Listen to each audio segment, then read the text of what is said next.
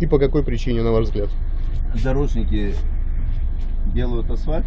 Ну, там еще передо мной две машины, мы тихонечко проехали. Вот я начал разгоняться по новому асфальту.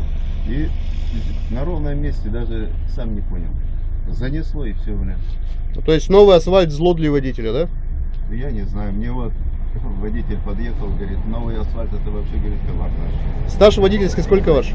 Почти 30 лет. Почти 30 лет. И особенности асфальта во время начинающегося дождя для вас темный лес, я понимаю. Скорость какая была? Ну, разгонялся. Ну, 60 может. То есть на 60 км в час на новом асфальте вы удержать автобус не смогли? Ну, его кинуло. Его кинуло. Значит, здесь кто-то говорит неправду о скорости движения.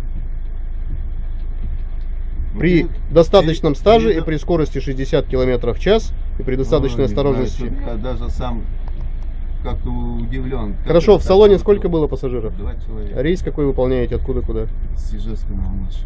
Ой, да, с Ижевска. Ижевска на наш.